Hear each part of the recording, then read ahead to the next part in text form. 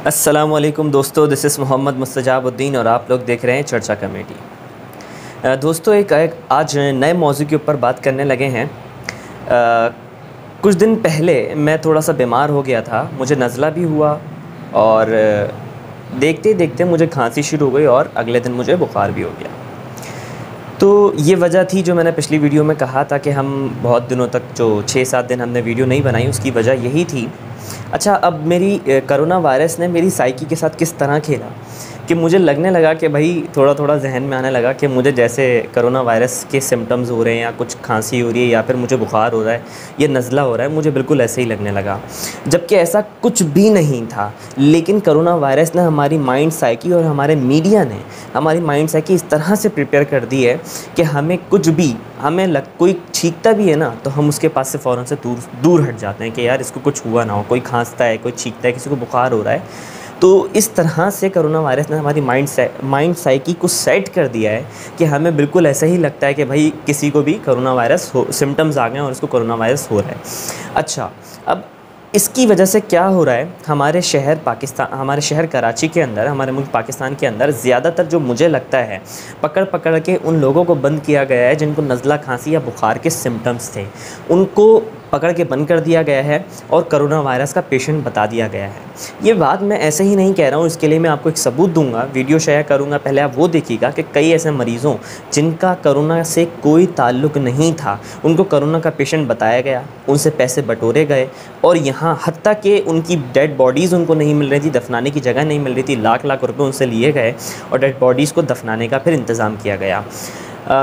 इसके अलावा सिर्फ़ आप लोग ये सोचें कि क्या ये नज़ला पहले नहीं होता था? क्या इसी तरह का बुखार पहले नहीं होता था? क्या इसी तरह की खांसी पहले नहीं होती थी? मैंने अपनी माइंड साइकी को उसी तरह सेट किया कि नहीं भाई, ये तो पहले भी होता था, ऐसा बुखार तो मुझे पहले भी हो चुका है, ज़रूरी थोड़ी कि मुझे कोरोना वायरस हो गया हो। तो इसी तरह मैंने अपने आप को सेट किया और अल्हम्दुलिल्लाह मैं अभी बिल्कुल ठीक हूँ। मैंने वही नॉर्मल मेडिसिन्स ली हैं जो पहले हम लिया करते थे। तो कोरोना वायरस ने हमारी साइकोलॉजिकल इफ़ेक्ट्स इस कदर बढ़ा दिए हैं कि हम लोगों को कदम कदम पे डर लग रहा है। हम मस्जिद में जाने से डर रहे हैं, हम बाहर निकलने से डर रहे हैं। खैर ये तो एहतियाती तदाबीर हैं, लेकिन ये सब मैं क्यों कह रहा हूँ? मैं इसीलिए कह रहा हूँ क्योंकि अब जो मैं आपको बताऊँ, पेशेंट्स हैं जो किसी और बीमारी की वजह से मरे हैं, उनको भी इसमें शामिल कर लिया गया है। ये आप वीडियो देखें, उसके बाद आपसे इसमें मज़ीद क्या बोल रहे हैं आप? मैं ये कह रहा था कि इस कोरोना के सीन में लोगों का मरना भी बहुत मुश्किल हो गया है। जहाँ तक आपके आइडिया में होगा कि कोई भी कैजुअल्टी होती है तो हॉस्पिटल इंतज़ामिया जो है उसको कोरोना पेशेंट डिक्लेयर करके उसकी बॉडी जो है वो पोस्टमार्टम कर देती है, जब्त कर लेती है, उसके बाद फिर उसको नामालूम मकाम पे तदफीन कर दी जाती है। इसी तरह हमारे यहाँ भी हुआ ये सीन। कज़न का इंतकाल हुआ जिगर के कैंसर में, 15 साल से इलाज करवा रहे थे, 15 साल का पूरा रिकॉर्ड उनके पास सब कुछ था। और जब उनका इंतकाल हुआ है तो हॉस्पिटल ने उनकी बॉडी जो है वो शॉपिंग बैग वगैरह में पैक करके हमें भी करीब जाने से मना कर दिया। उसके बाद उसको 1 लाख रुपए के एवज़ हमने उसको वहाँ से लिया, उस बॉडी को। उसके बाद फिर मामजी हॉस्पिटल में हमने ये किया था। अच्छा, पुलिस वालों ने आपसे पैसे लिए? पुलिस वालों ने 20,000 रुपये लेके उनकी नमाज जनाजा की अप्रूवल दी हमें, नमाज जनाजा पढ़ाने की। इमाम साहब तैयार नहीं थे नमाज जनाजा पढ़ाने के लिए। रात में 11:30 बजे नमाज जनाजा हुई है। और जिस कब्रिस्तान में तदफीन किया उसने कितने पैसे लिए आपसे? उस कब्रिस्तान में 1 लाख रुपए भरे कबर के लिए, जबकि उन्हें कोई कोरोना वगैरह कुछ भी नहीं था। कोरोना वगैरह कुछ भी नहीं था, सिर्फ कैंसर की पेशेंट थी, कैंसर के बायस उनकी मौत हुई थी। तो आप IG सिंध या हुकूमत से कुछ मुतालबा करना चाहिए? यही इल्तिमास है कि यार आम आवाम को परेशान करना बंद कर दें। जी दोस्तों, ये वो वीडियो थी जो आप लोगों ने देखी। अब आप लोगों को अंदाज़ा हो गया होगा कि कितने ऐसे पेशेंट्स हैं जिनको बिला जवाज़ कोरोना वायरस का पेशेंट बता दिया गया है। और ये अभी तक इजाज़त तो नहीं है किसी मीडिया को अंदर जाने की, किसी भी हॉस्पिटल के अंदर। वो मैं नहीं जानता क्यों, इसकी क्या वजूहात हैं, क्या वजह है, अब ये तो अल्लाह ही बेहतर जानता है कि इसकी हकीकत है क्या असली में। लेकिन अपनी माइंड साइकी को इस तरह प्रिपेयर कर लें, इतना नहीं खेलने दें कोरोना वायरस को अपने दिमाग से। ये एक वबा है, अगर आई है तो चली भी जाएगी और इससे कुछ नहीं बिगड़ेगा। मरना आपने पहले भी था और मरना आज भी है, मरना कल भी है। जब मुझे ये नहीं पता कि मैं अगली सांस लूँगा कि नहीं लूँगा, जब मुझे ये नहीं पता कि मेरी अगली पलक झपकेगी या नहीं झपकेगी, मैं एक सलाम फेरूँगा कि दूसरा सलाम फिरेगा नहीं फिरेगा। Allah knows everything and Allah has planned everything. वो अब अपने मंसूबों को बेहतर जानता है, वो बेहतरीन करने वाला है। आप लोगों ने खौफ में आने की ज़रूरत नहीं है। खौफ पैदा करना है तो सिर्फ़ खुदा का खौफ पैदा करें, अल्लाह का डर पैदा करें। इस वबा से डरने की ज़रूरत नहीं है, आई है, ख़त्म हो जाएगी।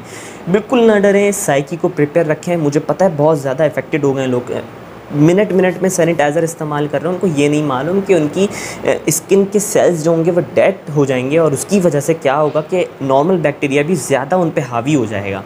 लोग हाथ पे हाथ धोए जा रहे हैं, बिला वजह घर में बैठे हुए हाथ धो रहे हैं। क्या गया है भाई ये? मतलब अगर आप कहीं से आए हैं तो वैसे भी हमारे ईमान का निस्फ़ ईमान है, सफाई निस्फ़ ईमान है। वही तो शुरू से हुज़ूर सल्लल्लाहु अलैहि वसल्लम कहते हुए आ रहे हैं कि सफाई निस्फ़ ईमान है। आप लोग उस वक्त इसको पूरा नहीं करते थे और अब सिर्फ एक वबा आ गई है तो उसको पूरा करने में लगे हुए। इतना खौफ ना फैलाएं। हमारे मीडिया को मैं बार बार कहूँगा, इतना खौफ ना फैलाएं। आप लोगों ने अमवात जो 700 कुछ अमवात थी उसमें भी ये पता चला, अखबार की जिसारत अखबार ने ये तहकीक पेश करी कि जो 759 मेरे ख़्याल में जो अमवात हैं वो नहीं हैं, सिवाय एक औरत जो जहाँ हुई, वो सिर्फ कोरोना वायरस की पेशेंट थी। तो यहाँ पे भी ये सिर्फ जिसारत अखबार ही नहीं बल्कि इसकी समन है। इसकी फिर उनके रिपोर्टर ने तहकीक करके ये वीडियो शाया करी। तो आप लोग वो वीडियो भी देख सकते हैं, मिल जाएगी आप लोग को बासानी समा के टीवी पर। तो इतना ज़्यादा ना घबराएं, आप लोग नॉर्मल रहें, घरों में बिल्कुल सही है। आप लोग हिफाजत के लिए करें लेकिन अपने कामों के लिए भी निकलें। मुझे पता है पेट पालने के लिए आप लोगों को निकलना पड़ेगा, क्योंकि ये हुकूमत तो सिर्फ डंडे बरसाने में लगी हुई है, आप लोगों को खाना नहीं देगी। बेफिक्र रहें आप। जो जितनी टोपी ड्रामे चल रहे हैं ना, जितनी इन लोगों को इमदाद मिल चुकी है, आप सिर्फ ये देख लें कि एक डॉक्टर की कॉन्फ्रेंस कहती है कि वायरस के फैलने का ख़तरा है और बहुत ज़्यादा हमारे पास जगह ख़त्म हो जाएगी। और दूसरी जगह जब उलमा के साथ वज़ीर आज़म बैठकर, वज़ीर आला बैठकर सब कुछ डिसाइड कर चुके हैं कि नमाज मसाजिद खोल दी जाए, नमाज जुम्मा के इज्तिमात पे पाबंदी हटा दी जाए, तो फिर एक डॉक्टर की कॉन्फ्रेंस कहती है कि भाई नहीं, ये ठीक नहीं है, केसेस बढ़ सकते हैं, ये हो सकता है, वो हो सकता है। मैं सवाल उठ रहा है, सोच रहा हूँ मैं बार बार, सवाल उठ रही है कि भाई वो डॉक्टर सही हैं जो पहले वज़ीर आज़म के साथ थे, उन्होंने कहा ठीक है मसाजिद खोल दी जाए, पहले उनसे बात की गई। अब दूसरी कॉन्फ्रेंस होती है, उसमें वो कहते हैं कि नहीं केसेस बढ़ सकते हैं, कारोबार को भी बंद किया जाए और इसको भी बंद किया जाए। दूसरे डॉक्टर्स आके रोते हैं। अब आप लोग हकीकत, मैं आप लोगों को जो बता चुका हूँ, आप लोग हकीकत बेहतर जानते हैं और अब आप लोग इसको सही से पॉजिटिव थिंकिंग में लें। मैं आपको इस पे जो अगली वीडियो बनाऊंगा वो इसके पॉजिटिव इम्पैक्ट्स भी बनाने वाला हूँ। मुझे कमेंट सेक्शन में बताएं कि आप लोगों को अगर ये वीडियो अच्छी लगी हो तो मैं उस पर भी वीडियो तैयार करूँगा।